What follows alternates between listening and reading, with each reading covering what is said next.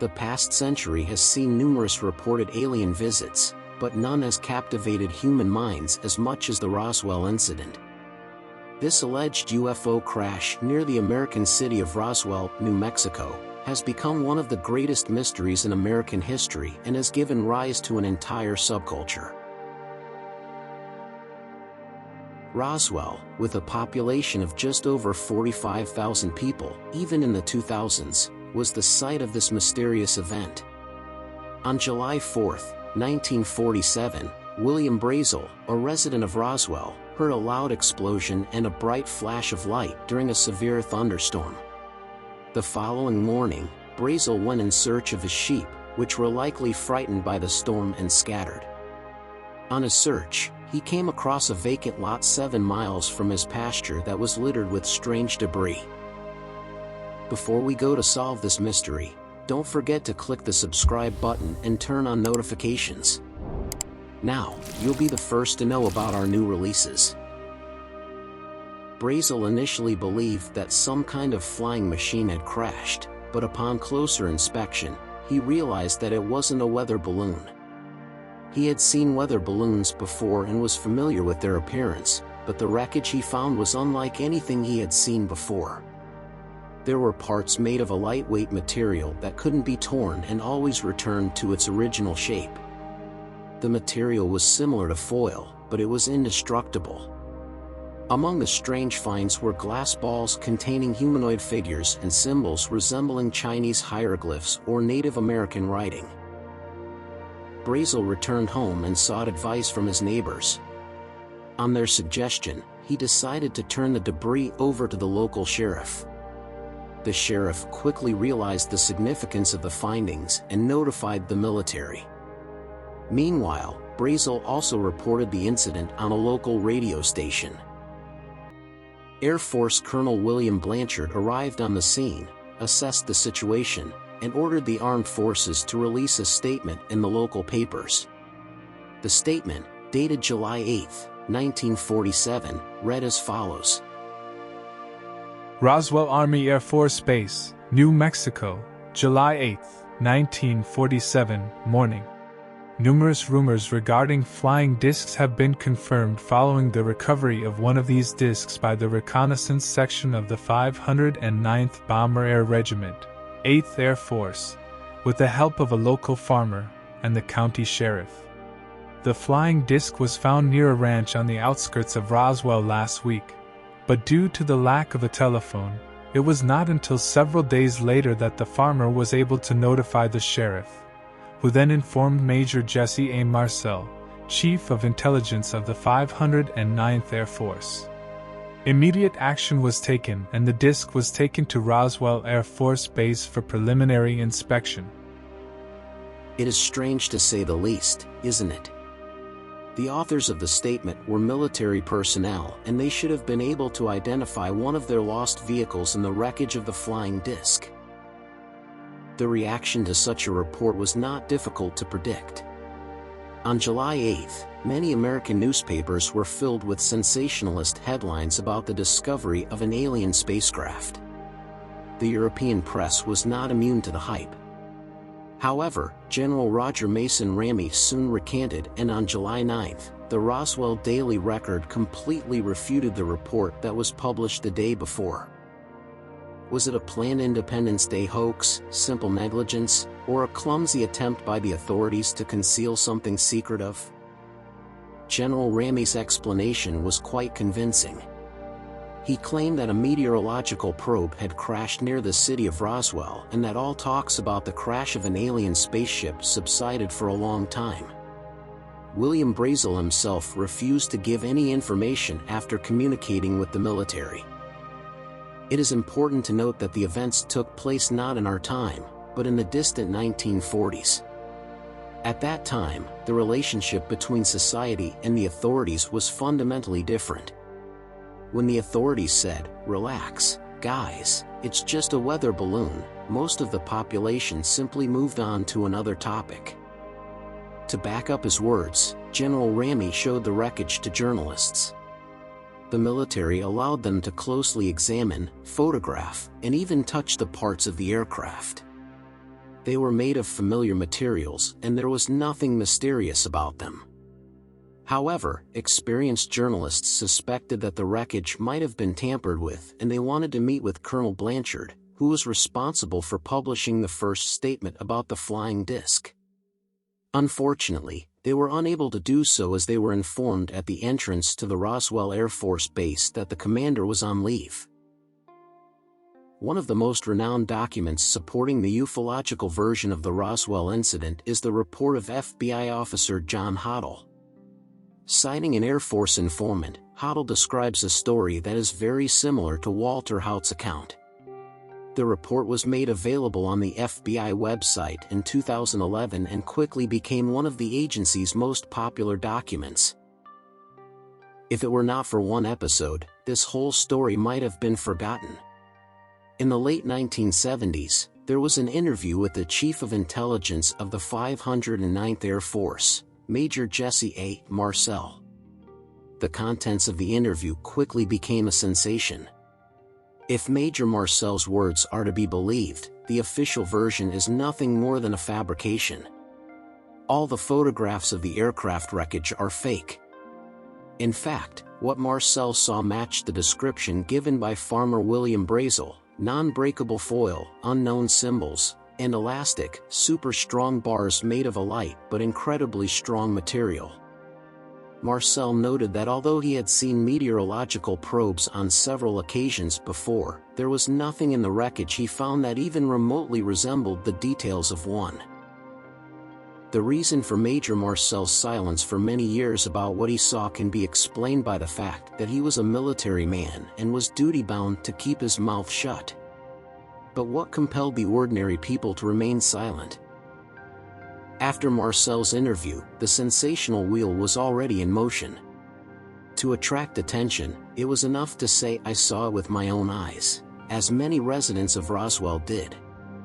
In the end, the truth was buried under a multi-ton layer of falsifications. It can be said that the fraudsters achieved their goal. The small town of Roswell quickly became a veritable mecca for flying saucer enthusiasts from around the world. This interest has not waned, and even if it does subside, there is little doubt that new eyewitness accounts will emerge not from the eyewitnesses themselves, but from their children or grandchildren. In any case, it makes sense to tell us about another important testimony. On December 15, 2005, Walter Oat passed away at the age of 84. In 1947, Lieutenant Oates served at the Roswell Air Force Base and was responsible for public relations. It was he who, on the orders of Colonel William Blanchard, wrote a statement about the discovery of unidentified flying object debris. The text of the will, drafted in 2002 and made public after Walter Oates' death, read: "Before I left the base, Colonel Blanchard took me personally to Building 84, Hangar P3. As I approached, I saw that it was heavily guarded both outside and inside. Inside, I was allowed to observe from a safe distance an object that had just been recovered north of the city. The object was approximately 3.5 to 4.5 meters long, not very wide, and about 1.8 meters high. It was more or less egg-shaped. Despite the poor lighting, its surface appeared metallic. I saw no windows, portholes, wings, tail, or landing devices. Also, from some distance away, I could see two bodies under a tarpaulin. Only their heads were visible, and I was unable to distinguish their features. The heads were larger than a typical person, and the outline of the bodies under the tarp was the size of 10-year-old children. Later, in his office, Blanchard indicated their height by raising his hand about 1.2 meters off the floor." But why was Walter Oates' testimony so different from those of Farmer Brazel and Air Force Major Jesse Marcel? This question was answered by Oates himself. According to him, there seemed to be multiple crash sites. At one of these sites, a cluster of wreckage was found, which was what Brazel discovered. However, the ship itself and its deceased crew were located in a different location nearby. The ship was discovered by the military and was inaccessible to civilians. Interestingly, until his death, Walter Oat provided concise answers about the Roswell incident. Everything I know about it can be summed up in one word: nothing. It is challenging to take Walter Haut's will seriously as a credible piece of evidence. The will was written several years earlier does not significantly impact its credibility. Another, potentially even more significant, reason not to place too much trust in the former lieutenant's words is that Walter Haut's daughter, Julia Schuster, was the head of the Roswell UFO Museum in 2005. Well, I guess you know. In February 1994, at the request of Congressman Stephen Schiff, the U.S. Congress's General Accounting Office conducted an investigation into the Roswell incident. Despite the investigation, nothing was found to support the idea that aliens had visited Earth. No classified papers were discovered, nor any evidence of anything unusual. This does not mean, however, that no such documents existed previously. The 1994 report itself may have been a fabrication. What's interesting is the declassified data on the Soviet Union's nuclear weapons testing program. In the 1940s, this project was called Mogul, and its most important component was a design consisting of meteosondes and sound wave tracking equipment. According to the report, some witnesses might have mistaken this construction for flying saucer wreckage. Additionally, the mysterious symbols that Farmer Brazel talked about could be traces of duct tape used by the military, which was manufactured by a toy factory. The duct tape was easily distinguishable with various designs and patterns. The Mogul program was assigned a security level of A3, the highest security level at the time, which explains why the authorities were eager to forget about the incident and cover up their own negligence. As history has shown, special services often resort to cover-ups, and lying is like a double-edged weapon. The 1994 report has a significant flaw. Despite the innovative method of detecting sound waves, the components of the Mogul design were not surprising, even for someone who had previously dealt with similar devices. However, both William Brazel and Jesse Marcel had seen the wreckage of meteorological probes multiple times. In 1995, London-based music journalist Ray Santilli stirred up controversy with the release of his documentary Alien Autopsy: Fact or Fiction? The film featured footage that claimed to show the autopsy of an alien involved in the Roswell incident. The documentary sparked strong reactions, mostly negative, as even individuals with basic medical knowledge could easily identify the falsification. Experts pointed out numerous bloopers in the film, such as the pathologist's actions, which were more in line with an unskilled surgeon than a professional. The supposed alien body was also widely discredited as a fake.